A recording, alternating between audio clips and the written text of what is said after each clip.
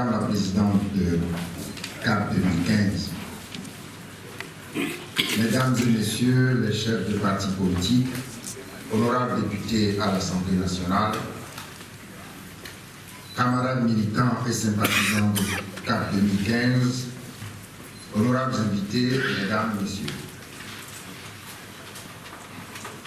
Je voudrais avant tout vous exprimer ma gratitude et vous dire le plaisir que j'ai de vous accueillir au colloque sur le thème « La problématique de l'alternance politique en Afrique », le premier du genre organisé à l'initiative de notre coalition politique CAP 2015.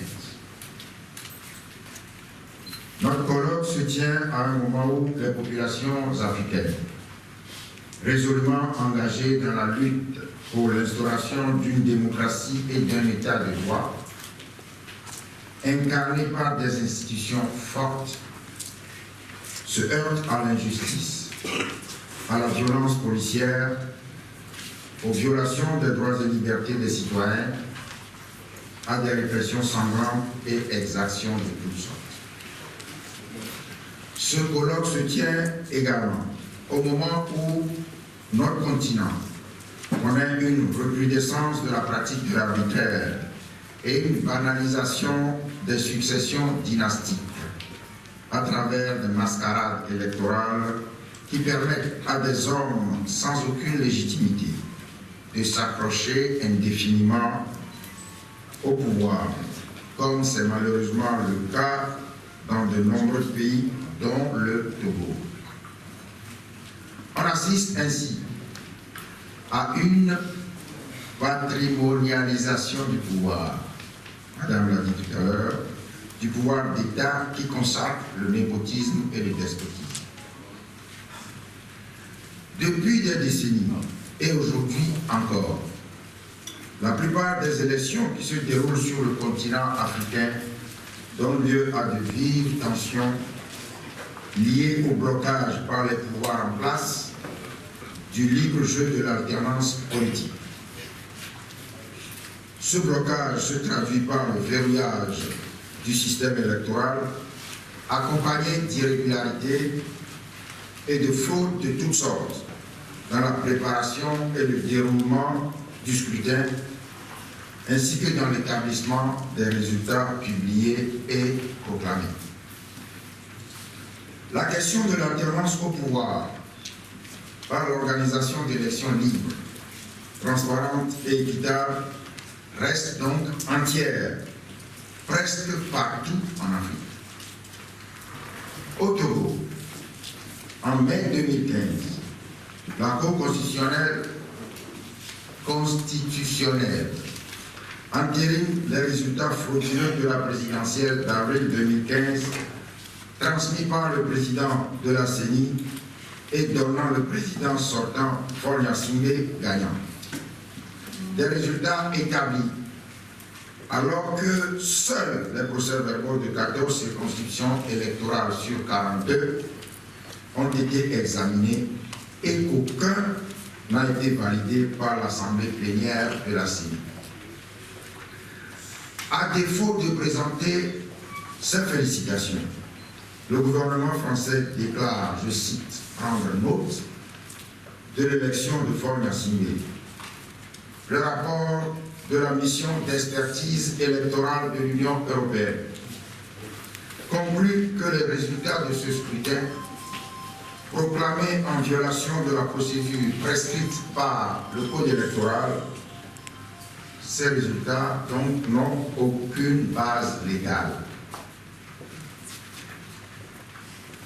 Aux législatives d'octobre 2007, comme à la présidentielle de mars 2010, au Togo, les nervis du pouvoir ont saboté le dispositif de transmission des résultats des scrutins par satellite VSAT. De plus, à la présidentielle de mars 2010, un détachement de la gendarmerie prend d'assaut le centre de compilation des résultats organisés par le principal candidat de l'opposition. Les gendarmes saisissent les procès-verbaux et tous les équipements informatiques et procède à l'arrestation de tous les informaticiens. Ces équipements ne nous ont jamais été restitués. Au Gabon, le 23 septembre 2016, la Cour constitutionnelle proclame nuitamment la victoire d'Ali Bongo Ondimba à l'élection présidentielle du 27 août 2016, sans régler la question du recomptage des voix bureau de vote par bureau de vote dans la province du Haut-Ogooué, où des résultats aberrants sont proclamés par le ministre de l'Intérieur. Comme pour le Togo, le gouvernement français auquel se sont joints les États-Unis et l'Union européenne s'abstient de toute félicitation et déclare, je cite, prendre note de l'élection d'Ali Bongo Ondimba.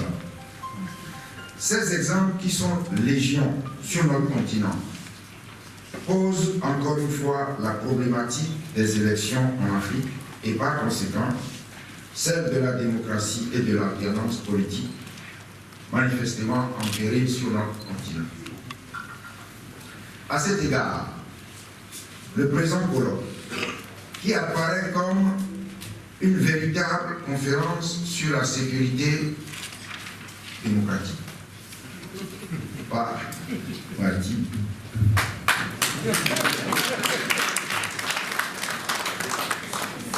qui apparaît donc comme une véritable conférence sur la sécurité démocratique, vise précisément à sensibiliser l'opinion nationale et toute l'opinion africaine ainsi que la communauté internationale sur les efforts à mettre en œuvre pour stimuler et pérenniser le libre jeu de l'alternance politique dans les pays africains. Il s'agit d'amener les populations togolaises et par-delà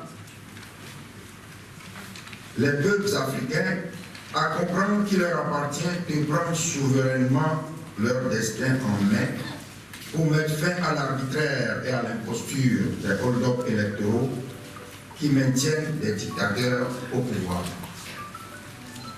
Il s'agit également de signifier à la communauté internationale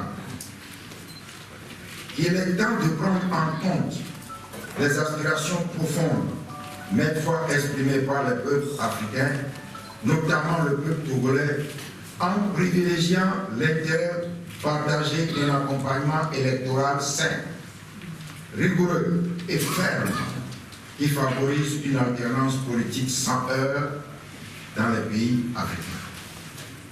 Les participants au colloque auront ainsi à débattre de sujets d'actualité, présentés par d'éminents conférenciers togolais et étrangers, au demeurant ardents défenseurs des droits et libertés et notoirement connus pour leur attachement à l'instauration de la démocratie et de l'état de droit en Afrique. Les successions dynastiques et les exigences démocratiques en Afrique par M. Michel Gali, politologue, journaliste indépendant. Les commissions électorales indépendantes, mythes ou réalité, par M. Atta Vincent Zeus Ajavon, avocat à la Cour, enseignant à la faculté de droit de l'Université de Lomé. Les cours constitutionnels dans les processus électoraux en Afrique, garantie ou illusion démocratique.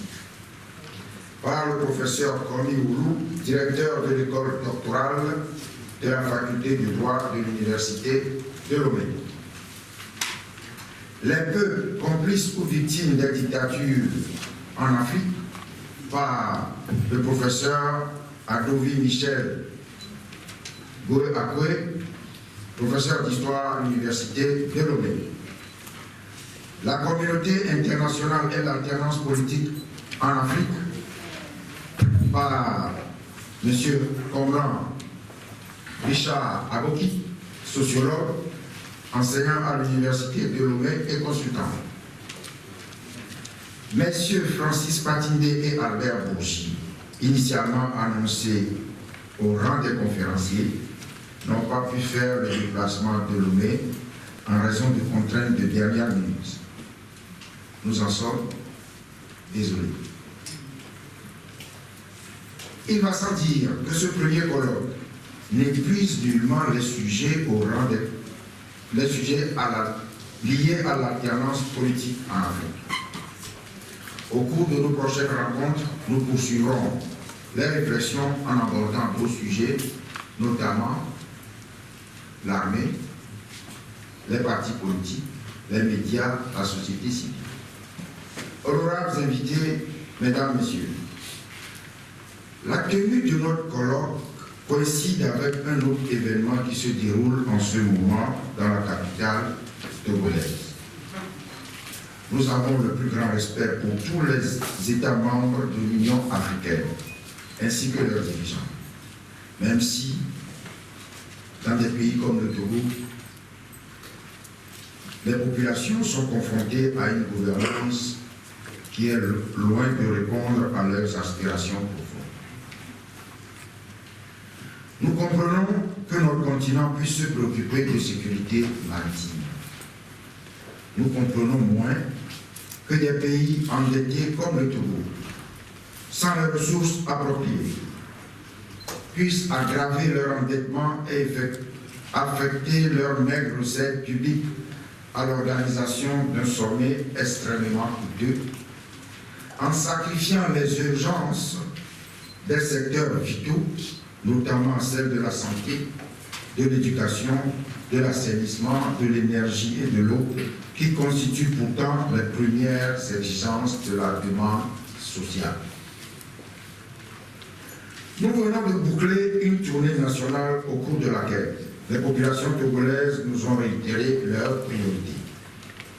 Loin de s'embarrasser des hypothétiques retombées claironnées par le pouvoir en place pour vendre à tous l'initiative inopportune d'un sommet sur la sécurité maritime au Togo, nos populations clament haut et fort leur ardent désir de voir construire des écoles, des hôpitaux et des dispensaires, de voir remettre en état les pistes rurales et rendre disponibles à bonne date et en quantité suffisante les intrants agricoles, de voir enfin régler les questions politiques pendantes, notamment les réformes constitutionnelles, institutionnelles et électorales, ainsi que l'organisation des élections locales.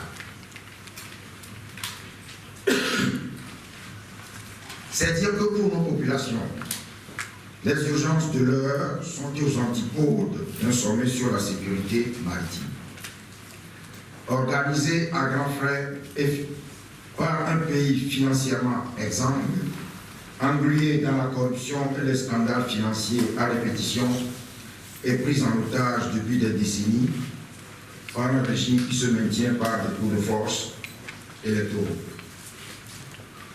C'est dire qu'en organisant en grand compte un tel sommet, le pouvoir en place n'a d'autre objectif que de tenter de se fabriquer au plan international la légitimité qui fait tant défaut au régime RPT UNIR depuis des décennies.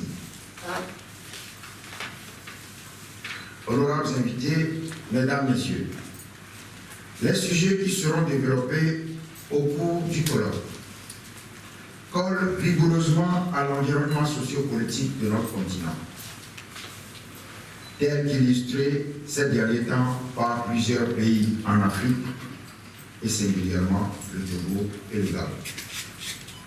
Les peuples africains n'ont de cesse de démontrer leur volonté inébranlable de s'affranchir des méthodes désuètes et caricaturales caractéristiques, à de rares exceptions près, des processus électoraux en Afrique, considérés par les pouvoirs en place comme de simples formalités sans enjeu d'alternance. Je suis persuadé que la pertinence des sujets nourrira des débats riches et engagés, porteurs de tous les espoirs d'alternance politique et de changement démocratique auxquels aspirent les peuples africains. Honorables invités, mesdames, messieurs, je voudrais, avant de terminer, demander votre indulgence pour rappeler que ce 10 octobre 2016 est le jour du 6e anniversaire de la création de l'ANC. Je voudrais donc dire bon anniversaire à tous les camarades de l'ANC. En 6 ans d'existence, l'ANC est fière du chemin parcouru, notamment avec les amis et alliés de CAP 2015. Merci. Tout en demeurant consciente que beaucoup reste encore à faire pour réaliser pleinement les aspirations du peuple togolais. En souhaitant plein succès à nos travaux, je déclare ouvert le colloque de CAP 2015 sur la problématique de l'alternance politique en Afrique. Je vous remercie.